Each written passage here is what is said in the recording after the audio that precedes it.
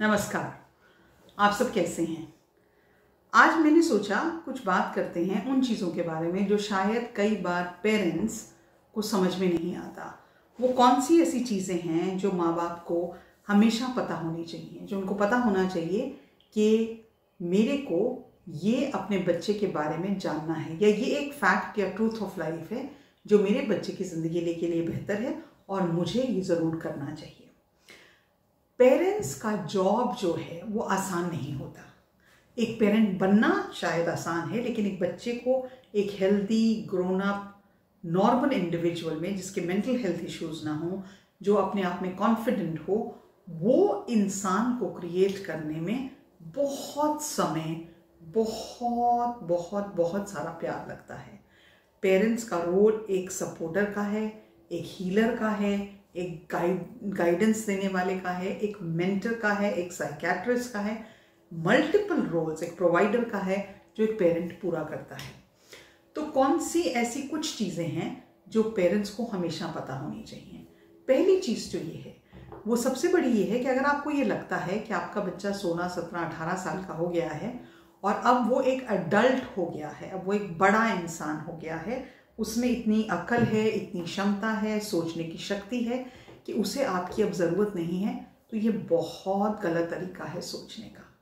मुझे लगता है 14 से लेके 25 साल की उम्र में जितनी हमारे बच्चों को हमारी सपोर्ट की ज़रूरत होती है, वो शायद उससे ज़्यादा कभी भी नहीं होती, क्योंकि ये वो डेलिकेट पीरियड है जब हमारे बच्चे बड़ा होना सीखते हैं, जब हमारे बच्चे इस दुनिया के तौर तरीके सीखते हैं, जब हमारे बच्चों को ये समझ में आने लगता है कि दुनिया कैसे चलती है। उस टाइम में अपने बच्चे को वो वैल्यू सिस्टम देना, उस टाइम में अपने बच्चे के साथ वो कन्वर्सेशंस करना कि बेटा दुनिया ऐसे चलती है, आपका क्या वैल्यू सिस्टम है, आप अपनी ज़िंदगी को किस वैल्यू सिस्टम से चलाना चाहते हैं, आप अपनी ज़िंदगी को किस तरह से, आपकी प्रायोरिटीज़ क्या हैं, आपकी वैल्यूज़ क्या हैं, आपको कौन सी चीज़ें खुशी देती हैं, ये कन्वर्सेशंस करना हमारे बच्चों के लिए बहुत ज़रूरी है।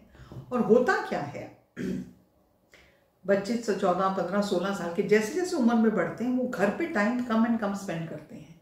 वो अपना टाइम ज़्यादातर अपने दोस्तों के साथ स्पेंड करते हैं।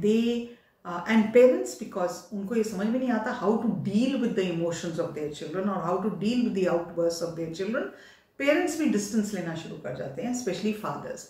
मदर्स भी डिस्टेंस लेते, कुछ बच्चे दिखते ही नहीं, वो अपनी दुनिया में मगन हैं। मैं काउंसलिंग सेशंस करती हूँ ड्रग रिहैबिलिटेशन सेंटर्स में जाके। I do free counselling sessions, और कितनी बार मैंने शायद ये बात सुनी है बच्चों से कि we felt very lonely, we did not feel the support from our parents. हमें लगता ही नहीं था कि घर में किसी को हमारी चिंता भी है, और जब हमें लगता था कि घर से तो प्यार मिल ही नहीं रहा, घर में तो हमसे बात ही नहीं करना चाहता, तब हम बाहर जाके प्यार ढूंढते हैं, हम बाहर जाके सेटिस्फैक्शन ढूंढते हैं, हम बाहर उन लोगों के साथ रहना पसंद करते हैं जो शायद हमें ये बताएं कि नहीं यार तो मेरे लिए इंपॉर्टेंट हो, चाहे वो एक ड्रग डीलर ही क्यों ना हो, चाहे वो कोई ऐसा ही दोस्त हो जो मुझे स्मोकिंग सिखा रहा है, पोर्नोग्राफी सिखा रहा है, गलत चीज़ें सिखा रहा है, लेकिन मुझे वो एक्सेप्टेंस चाहिए, मुझे बात करने के लिए कुछ चाहिए, मुझे वो लव चाहिए। तो जब मुझे वो घर से नहीं मिलता, क्योंकि पेरेंट्स जब तो बड़े हो गए, ये तो अपनी ज़िंदगी चला ही लेंगे, जब पेरेंट्स वो नहीं दे पाते, that is when children go out seeking that love, children go out seeking that acceptance, seeking that validation. तो इस बात का ध्यान रखना बहुत ज़रूरी है कि ये मत सोचें कि हमारा बच्चा 16 साल का हो गया है तो बड़ा हो गया है, इसको मेरी ज़रूरत नहीं है, अब तो ये सब चीज़ें संभाल ही लेगा। 16, 14 से 25 साल की उम्र में आपके बच्चे को शायद आपकी सबसे ज़्यादा ज़रूरत होती है। दूसरी चीज़ जो आपको कई बार समझ में नहीं आती, कई पेरेंट्स को ये समझ में नहीं आती कि आपका बच्चा आपके साथ टाइम स्पेंड करना चाहता है। Your child wants to be with you.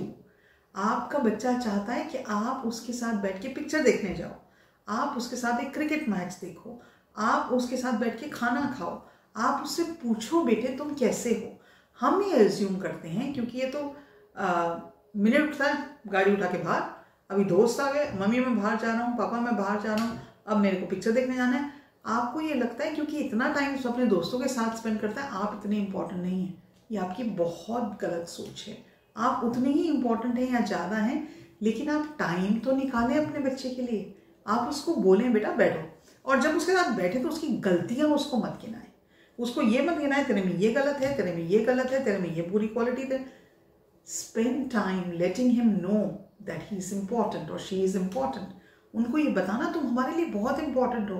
तुम छोटे होते तो हम ये करते थे, तुम छोटे होते तो ऐसे थे, अब तुम जैसे बड़े हुए तुम्हारी में ये क्वालिटी है, तुम्हारी ये चीज़ मुझे बहुत अच्छी लगती है। अपने बच्चों को ये बताना कि वो स्पेशल है। आप नहीं बताएंगे तो पड़ोसी आके बताएंगे, कोई नहीं बताने वाला। आपको ही एफर्ट करना पड़ेगा ताकि वो बच्चे को लगे आई एम स्पेशल, मेरी मम्मी मेरे पापा मुझे प्यार करते हैं, मुझे समझने की कोशिश करते हैं, and they really make the effort to be with मी।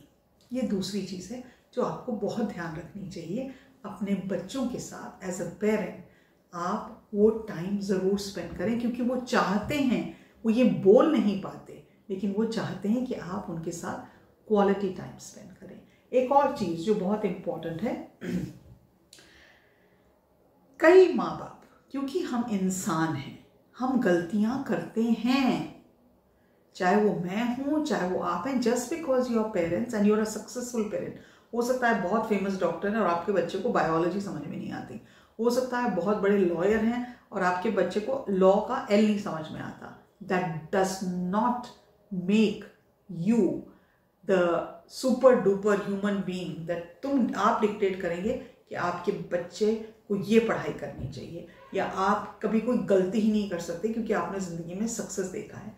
मैंने अपनी लाइफ में एक बहुत इंटरेस्टिंग चीज़ नोटिस की है, जो लोग सक्सेसफुल होते हैं अपनी लाइफ में, मान लीजिए वो बहुत स्ट्रगल के साथ सक्सेसफुल हुए, पता नहीं कहीं जाके उनकी ईगो उनको ये कहानी सुनाती है कि वो गलती कर ही नहीं सकते। वो जो बोलते हैं, जो वो देखते हैं, क्योंकि वो सक्सेसफुल होता है एक मटेरियलिस्टिक वर्ल्ड में, तो हमेशा सही है। उनका जो विजडम है, जो विजडम है ही नहीं, क्योंकि जिसमें जो विजडम, जिस आदमी में विजडम होगा वो तो इतना हम्बल होगा कि पता नहीं चलता है। वो ये दिखाने की कोशिश करते हैं एज अ पेरेंट हम तो गलती कर ही नहीं सकते, हम जो बोल रहे हैं वो तो पत्थर की लकीर है। और क्योंकि वो ये मानते हैं कि जो वो बोल रहे हैं, जो वो कहते हैं, जो उन्होंने अपनी चॉइसेस जिंदगी में की हैं वो परफेक्ट हैं, वो अपने बच्चों को कभी कभी कभी कभी भी सॉरी नहीं बोलते। व्हाट अ सैड थिंग ना। आपने अपने बच्चे को ये सिखाया कि मैं तो भगवान हूं, मैं तो गलती कर ही नहीं सकता या कर ही नहीं सकती, तो सारी गलतियां तुम ही करते हो, तो मुझे ये हक है तुम्हें ये बताने के लिए तुम गलतियों के अलावा कुछ और करते ही नहीं। और मैं, बिकॉज मैं तो भैया मेरा तो ईगो इतना बड़ा है, देखो सारी दुनिया मेरे आगे झुकती है, मैं तो सॉरी बोलने का मतलब ही नहीं बनता। आप अपने इस बिहेवियर से क्या दर्शाते हैं? आप अपने इस बिहेवियर से दर्शाते हैं कि आप अपने बच्चे को इतनी इम्पोर्टेंस नहीं देते। आपकी ईगो, आपका अहंकार आपके बच्चे से कहीं ज़्यादा इम्पोर्टेंट है। गलतियां तो आप करेंगे ही, ये तो मैं लिख के देती हूँ। गलतियां आप इसलिए करेंगे क्योंकि हम एक वो जानने की कोशिश कर रहे हैं कि हम एक लिविंग मिरेकल हैं, लेकिन वो एक जर्नी है। जब तक हम वो नहीं जान पाते हम तो गलतियां करेंगे, और गलतियां हम इसलिए करते हैं हम क्योंकि वो एक तरह से हमारा टेस्ट होता है कि हम नेक्स्ट क्लास में जाएंगे, हम you move on, we progress to the next level of evolution. वो तो हम करते ही हैं, लेकिन जब आप अपनी गलतियों के लिए सॉरी नहीं बोलते तो आप ये दिखाते हैं कि आप जैसा मतलब माँ बाप होना बड़ी ही दुख की बात है, क्योंकि आपने अपने बच्चे की खुशी, अपने बच्चे का ट्रस्ट, अपने बच्चे की वेल बीइंग से ऊपर अपनी ईगो को रखा है।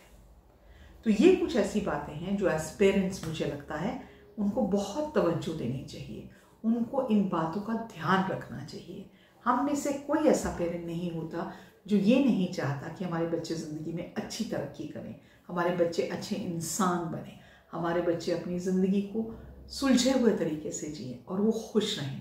लेकिन उनकी खुशी, उनका एक सुलझा हुआ इंसान बनना, उनका एक वैल्यू बेस्ड इंसान बनना बहुत हद तक जिम्मेदार है हमारा बिहेवियर हमारे बच्चों की तरफ कैसा है। आज का वीडियो आपको अच्छे लगे तो ज़रूर कमेंट करिएगा, आपकी क्या ओपिनियंस हैं इसके बारे में मुझे ज़रूर बताइएगा। और आप मुझे इंस्टाग्राम पे डॉक्टर नलिनी तनेजा पे भी फॉलो कर सकते हैं। आज के लिए इतना ही, नमस्कार।